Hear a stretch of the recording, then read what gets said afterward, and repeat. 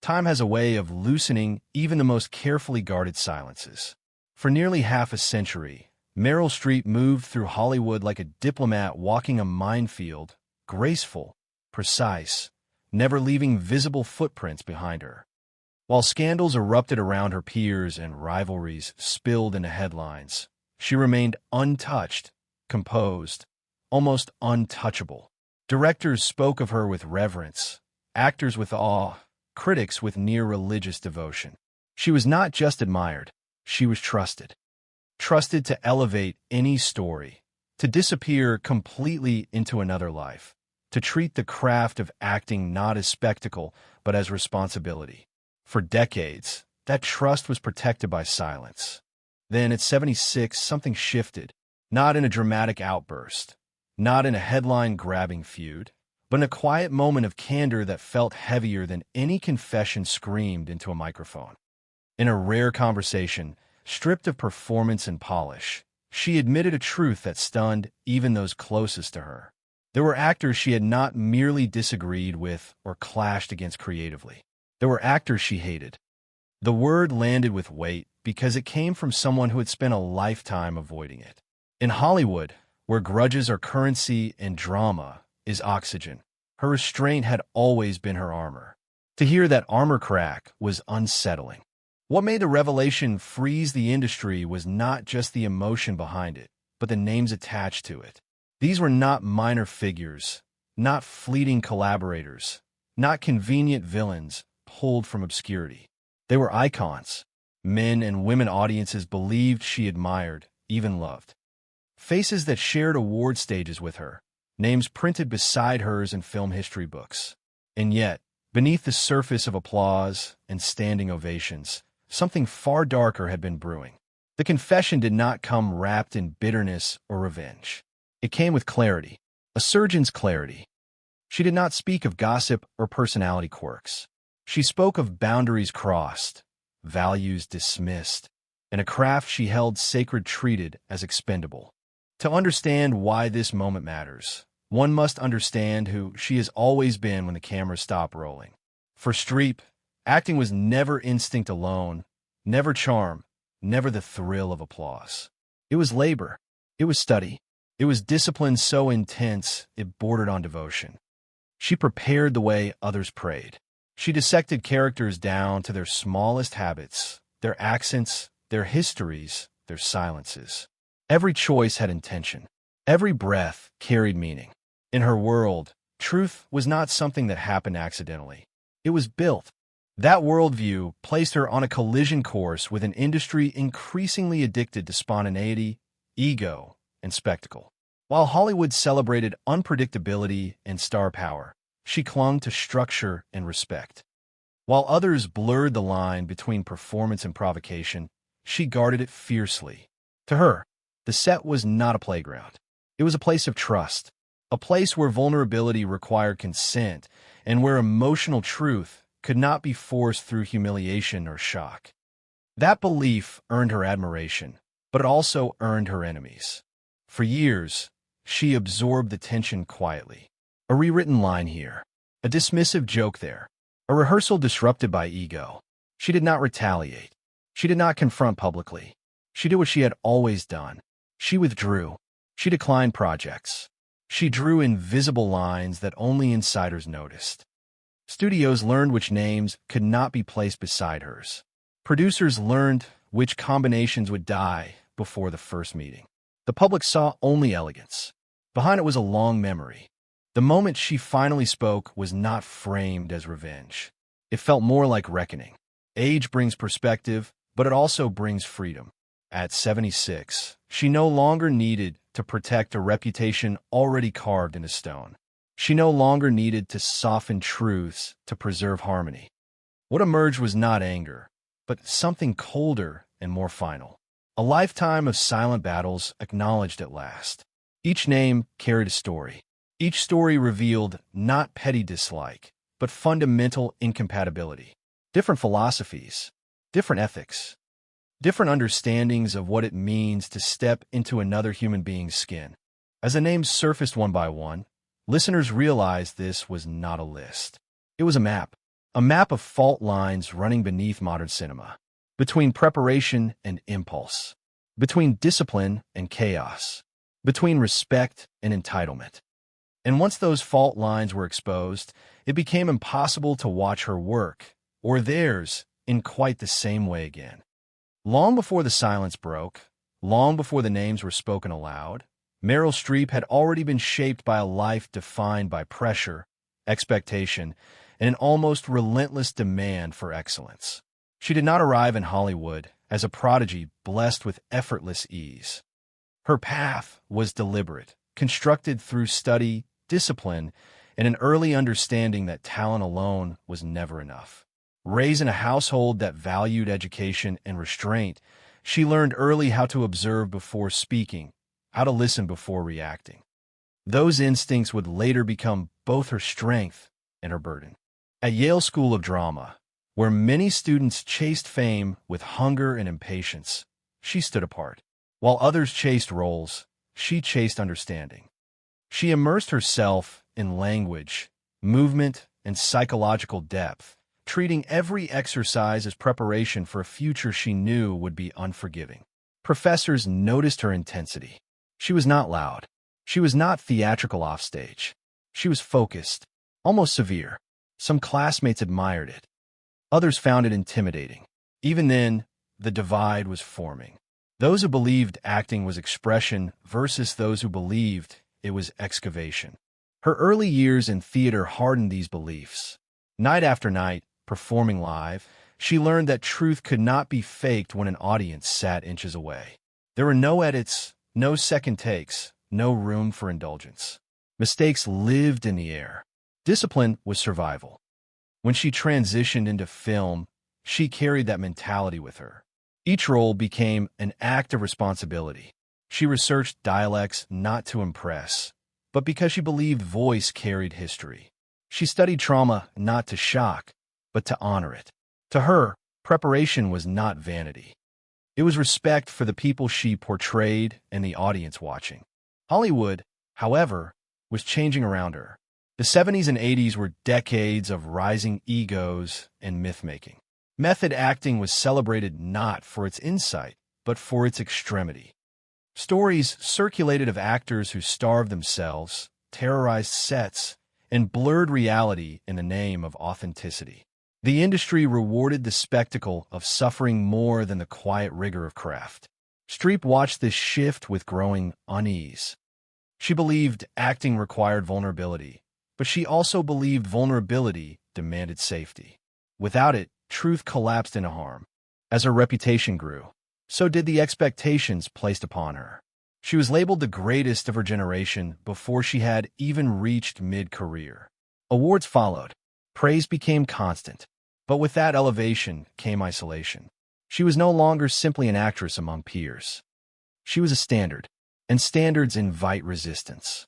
Some collaborators felt challenged by her precision. Others felt exposed by it. In rehearsal rooms, her questions were sometimes met with defensiveness. Her preparation was misread as control. Her silence was interpreted as judgment. She did not confront these misunderstandings directly. Confrontation, in her view, wasted energy better spent on the work itself. Instead, she internalized the tension. She adapted. She became even more contained. Colleagues often described her as polite but distant, warm but guarded. Few were allowed close. Trust, once broken, was rarely rebuilt. This was not arrogance. It was self-preservation. Each role demanded emotional excavation, and she could not afford chaos around her while doing it. Her personal life reinforced this need for control. She experienced profound loss early, losing the man she loved deeply at a moment when her career was just beginning to rise. Grief did not soften her. It sharpened her. It taught her that pain, when mishandled, could destroy. That lesson followed her onto every set. Pain could be portrayed. It could be explored, but it could never be weaponized. Anyone who crossed that line, even unintentionally, lost her trust permanently. By the time she reached the height of her influence, she had already learned how to say no without explanation. Scripts stopped arriving with certain names attached. Meetings ended quietly. Projects dissolved before they could be announced. There were no public refusals, no leaked disputes. Just absence. In an industry built on visibility, absence became her language. Those who understood it respected it. Those who did not resented it. The public saw only the polished result. Performances of staggering depth. Accents that vanished into character. Emotions that felt lived rather than performed. What they did not see was the toll of maintaining that standard in an environment that often dismissed it. They did not see the exhaustion of constantly defending the integrity of a process others found inconvenient. They did not see the loneliness of holding a line no one else wanted to hold. As years passed, younger actors entered the industry under different conditions. Fame arrived faster. Preparation became optional. Branding replaced apprenticeship. Streep watched this evolution with a mixture of concern and disappointment. She did not criticize openly. She simply chose her words carefully, and her collaborators even more so. Praise, when given, was deliberate. Silence, when withheld, was intentional. All of this formed the backdrop to the moment when she finally spoke. The confession did not emerge from bitterness. It emerged from accumulation. Decades of quiet compromises, unspoken boundaries, and internal reckonings had reached a point where silence no longer served the truth.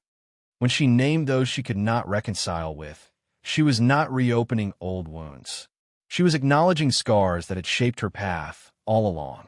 The tension that had lived quietly beneath decades of applause finally surfaced when memory collided with permission. At 76, Meryl Streep no longer needed to protect futures, smooth egos, or preserve working relationships. What she carried instead was a clear recollection of moments when something essential had been violated. Not moments of disagreement, but moments when the invisible contract between actors was broken. The recent years leading up to her confession were marked not by scandal, but by reflection. Interviews slowed. Answers lengthened. Silences became heavier. Those closest to her noticed a shift. She was no longer deflecting difficult questions with grace. She was choosing honesty. The catalyst was not a single incident, but the cumulative weight of unresolved memories returning with precision. On one set decades earlier, she remembered standing under harsh lights, feeling the familiar tightness before a difficult scene, trusting that the space around her was safe. Trust, to her, had always been the foundation of risk. Without it, vulnerability became exposure. And exposure, once forced, could never be undone. That understanding sharpened in her mind as she revisited the past, not emotionally, but analytically. She replayed moments frame by frame, not to relive pain, but to understand why certain names still carried such force. One memory returned with particular clarity. A scene designed to explore marital fracture, written with restraint and quiet menace. Without warning, the physical boundary dissolved. A blow landed, real and unplanned, cutting through performance and landing squarely in reality. The sound echoed, followed by a silence that swallowed the room. No director had called for it. No consent had been given. In that instant, acting ceased to exist. What remained was shock. Not theatrical shock, but bodily shock. The kind that freezes muscles and empties breath. She did not react outwardly. She did not break character because there was no character left to protect her. There was only a woman realizing that her safety had been deemed expendable in service of someone else's method. That moment became a reference point for everything that followed. Not because of the pain itself, but because of what it revealed. It revealed how easily the language of art could be used to justify harm. How readily power could be masked as passion. In the aftermath, she returned to work, finished the film, delivered a performance that stunned audiences and critics alike. From the outside, it appeared triumphant. From the inside, something fundamental had shifted. Professional respect remained possible. Personal trust did not. The boundary, once crossed, could never be restored. Other memories carried less physical force but cut just as deeply. Rehearsal rooms where preparation was mocked. Dialect work dismissed as indulgence. Psychological research waved away as academic vanity. Comments delivered lightly, sometimes jokingly, that struck at the core of her process. Each remark alone might have been survivable. Together, they formed a pattern of minimizing labor in favor of bravado, of elevating instinct above accountability, of treating structure as limitation rather than foundation. One particular exchange replayed itself often. She had spent months building a character whose voice carried the scars of history, displacement, and trauma. Language was not an accessory. It was biography. During rehearsal, after listening patiently, a colleague questioned whether such precision mattered, whether audiences care more about feeling than phonetics. The room shifted. The question, though framed innocently, revealed a fundamental disconnect. To her, feeling without context was noise. Emotion without architecture collapsed. That comment did not provoke an argument. It provoked withdrawal, the kind that is final. As these recollections surfaced, she also reflected on the broader environment that had enabled them. Hollywood's appetite for intensity had often rewarded the loudest presence in the room. Those who disrupted were labeled fearless. Those who insisted on boundaries were labeled difficult. She understood how narratives formed. She had watched others be punished for speaking too soon. Silence, for a long time, had seemed like the wiser choice. But silence also allowed myths to harden. It allowed younger actors to inherit distorted definitions of commitment and courage. In recent years, conversations around consent and workplace safety began to shift. Stories long buried surfaced. Behaviors once excused were re-examined. For Streep, this cultural shift did not bring vindication. It brought responsibility. She realized that her silence, once protective, now risked becoming complicit, not because she owed explanations, but because her experiences held lessons others deserved to hear. Speaking did not mean reliving trauma. It meant naming boundaries. When she finally spoke, she did so without drama. No raised voice, no emotional display, just statements delivered with the same precision she brought to her work. She named names not to shame, but to clarify. Each name represented a point where philosophies diverged irreparably, where collaboration became impossible not because of talent, but because of values. The industry reacted with disbelief, not because the stories were implausible, but because they disrupted carefully maintained images. Icons were not supposed to be questioned. Legends were not supposed to be complicated. Some responded defensively. Others minimized. A few offered partial acknowledgments wrapped in artistic language. She did not engage. Her goal was not debate. It was record. Once stated, the truth required no defense. Those who understood her process recognized the consistency. Those who did not never would. In the aftermath, observers began rewatching old films differently. Scenes once praised for their rawness now carried an undercurrent of discomfort. Performances admired for intensity revealed hints of imbalance. The revelation did not erase the work. It reframed it. And reframing, while uncomfortable, is often necessary. For Streep, the act of speaking closed a loop that had remained open for decades. It did not heal old wounds. It acknowledged them. It placed them where they belonged, in the light rather than the shadows. The cost of silence had been high. The cost of honesty, she knew, would be too. But at this stage of life, the balance had shifted. Truth, finally, outweighed consequence. The consequences of those long-buried conflicts did not arrive in explosions or headlines. They arrived quietly, through absence, distance, and choices that reshaped an entire career from behind the curtain. What followed the moments of violation and dismissal was not confrontation, but recalibration. After certain experiences, she began to work differently, not in performance, but in selection. Scripts were no longer judged solely by quality or prestige. They were judged by the environment they promised. Who would be in the room? How power would be exercised? Whether trust would be protected or tested. Colleagues noticed the shift before the public ever did. Invitations that once seemed inevitable were declined without explanation. Projects stalled when her name was attached, then quietly dissolved when specific collaborators were mentioned. This was not pettiness. It was triage. Each role demanded emotional excavation, and she had learned that excavation without safety left scars that never healed.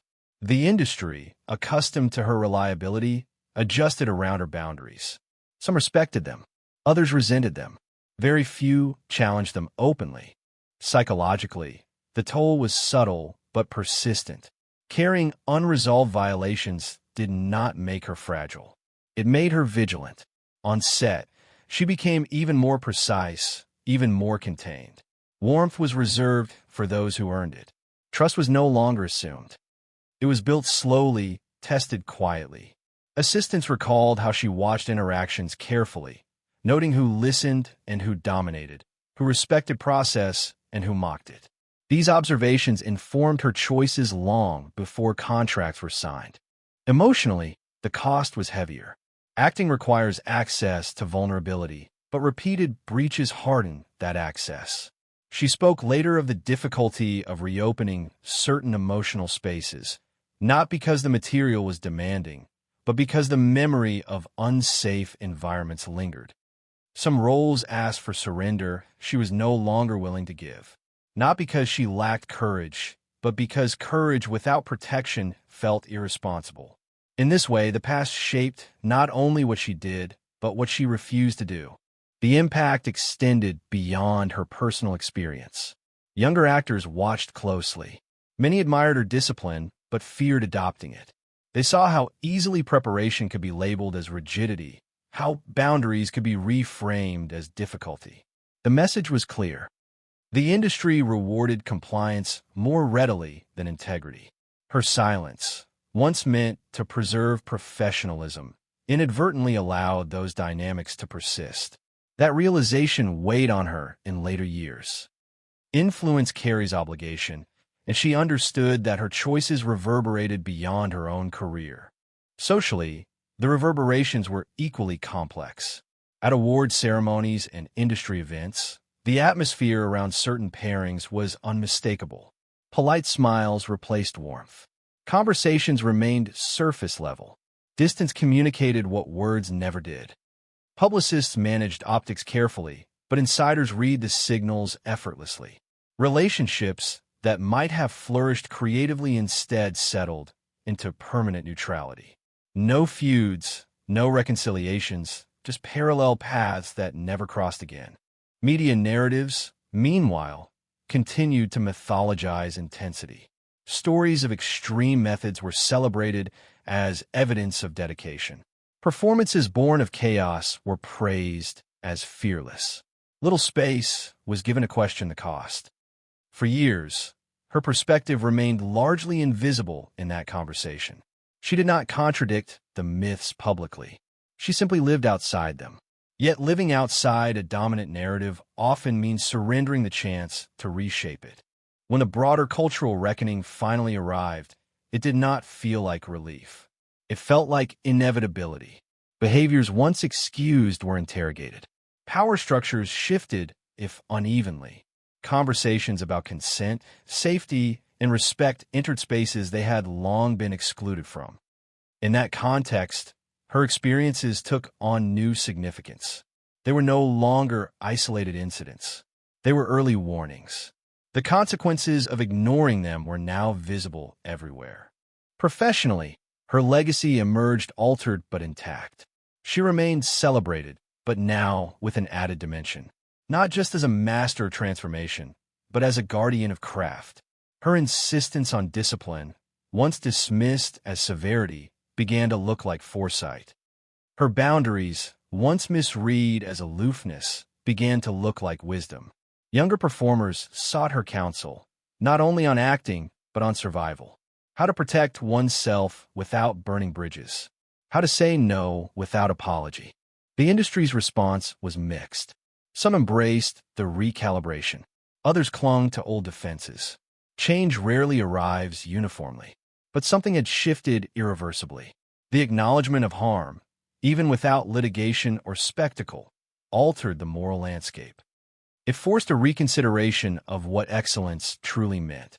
Not just what appeared on screen, but what happened off it. For her, the consequences were never about vindication. They were about alignment. Aligning work with values. Aligning success with integrity. The cost of that alignment was real. Opportunities lost. Collaborations abandoned. A certain loneliness that comes from refusing compromise. Yet the alternative, she understood, carried a heavier price. Silence had protected her reputation, but it had not protected her truth. Speaking, even late, restored that balance.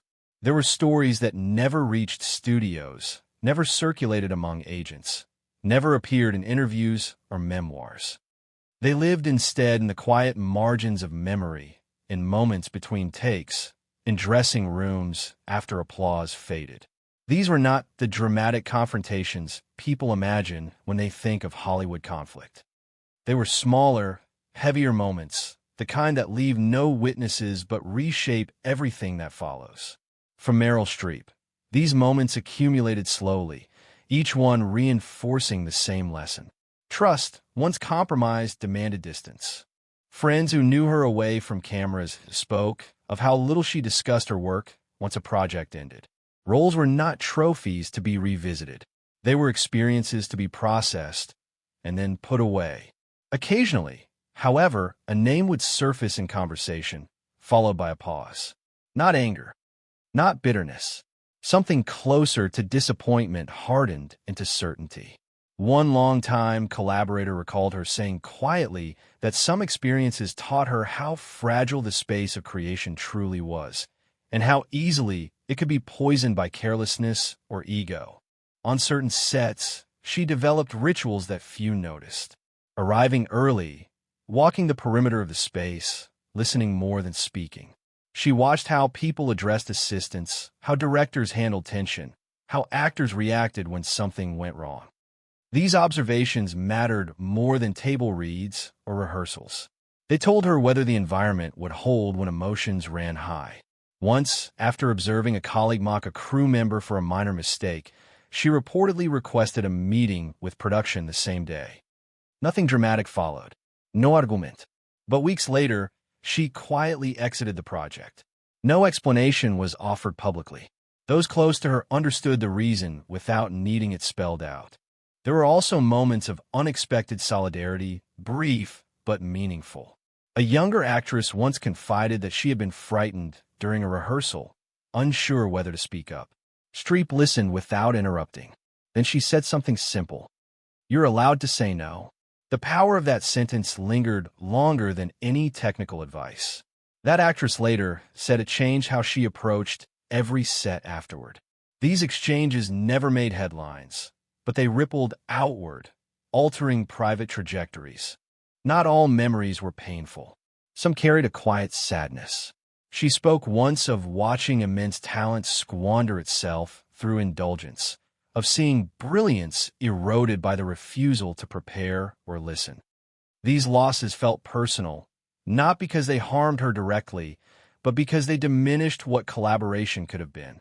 She believed great work emerged when rigor met humility. When either was missing, something essential collapsed. Witnessing the collapse repeatedly left its mark. In private moments, she questioned herself more than anyone else ever did. She wondered whether her standards were too severe, whether flexibility might have prevented some fractures. She revisited conversations, re-examined silences. But each time, she arrived at the same conclusion. Boundaries were not cruelty. They were care. Care for the work. Care for oneself. Care for those who followed.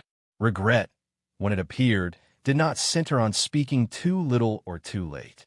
It centered on moments when she wished she had spoken sooner for someone else.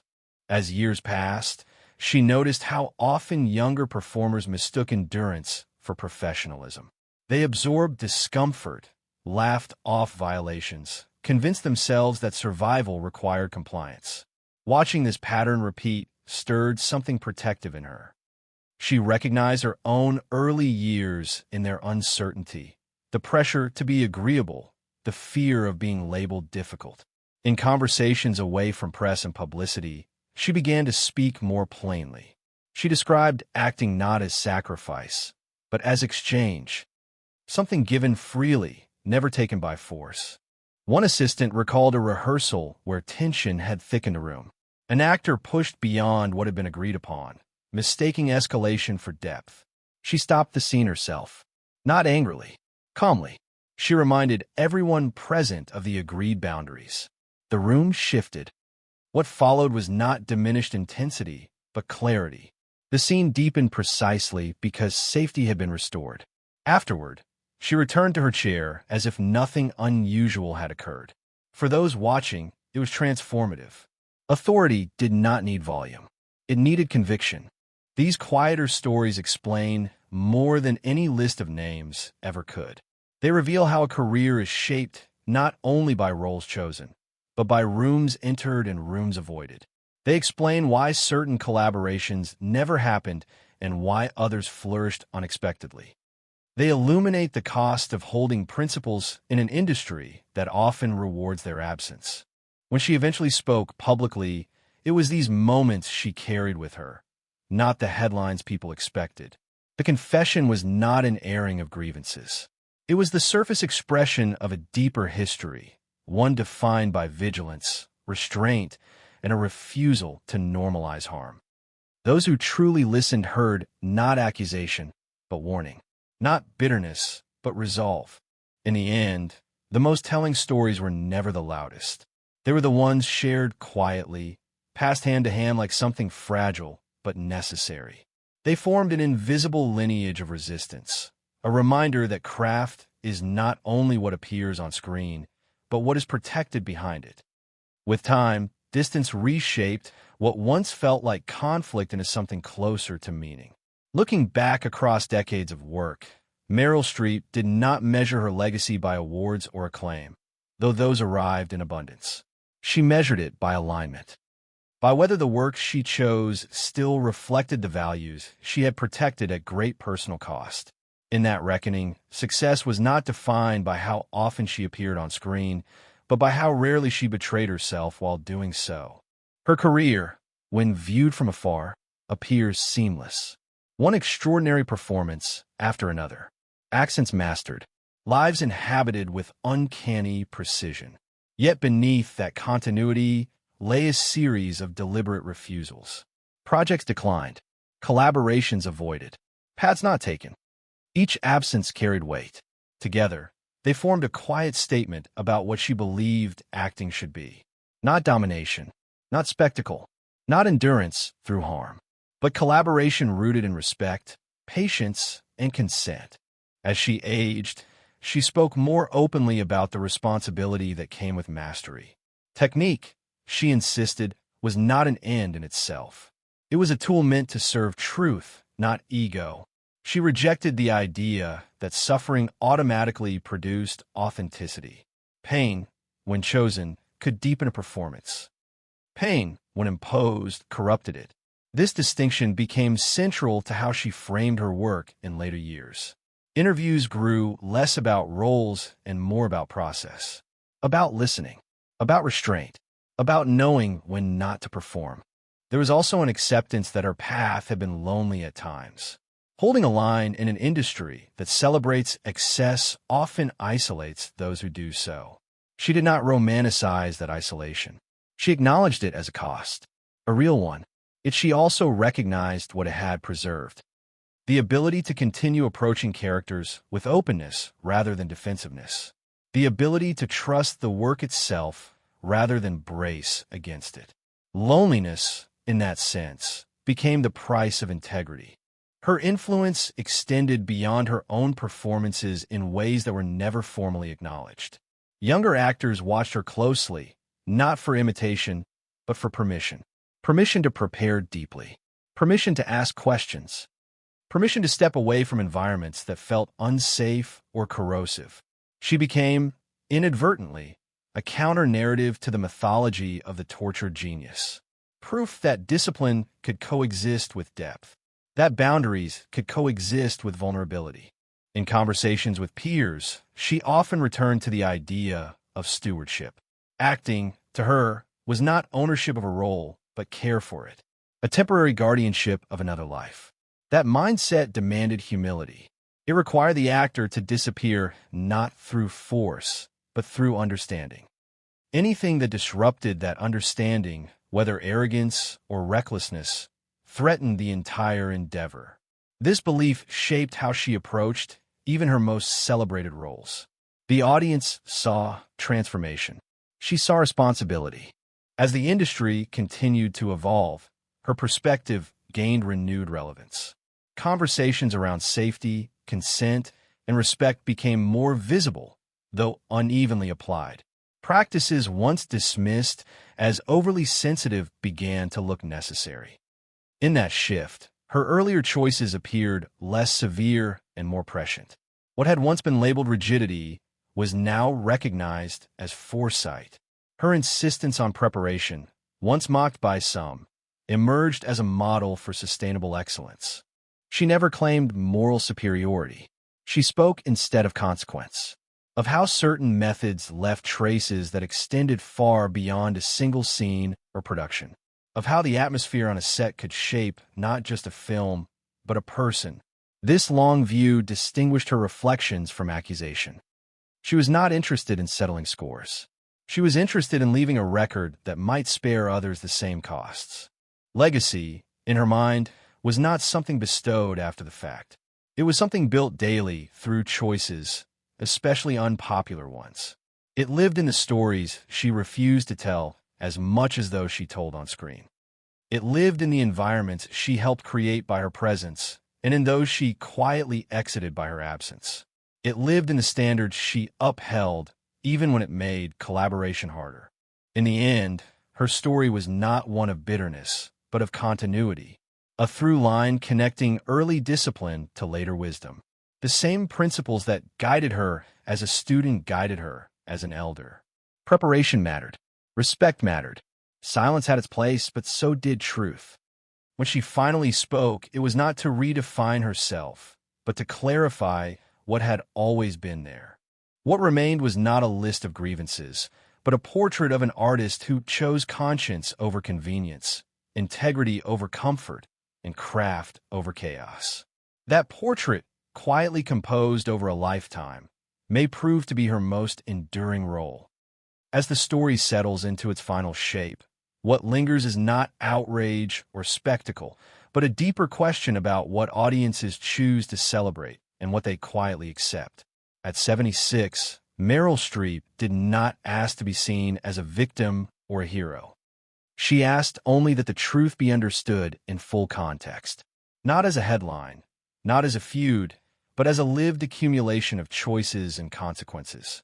Her words did not dismantle careers or rewrite history. They reframed it. For viewers revisiting her films after hearing her story, something subtle changes.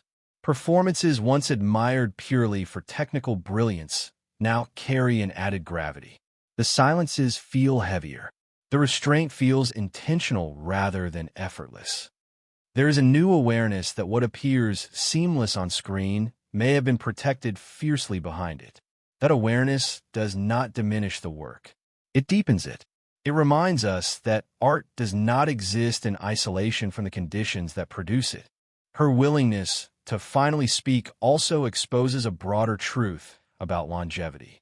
Careers that endure are rarely built on impulse alone.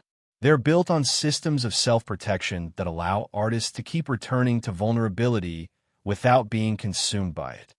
Streep's story illustrates that survival in creative fields is not about tolerating everything.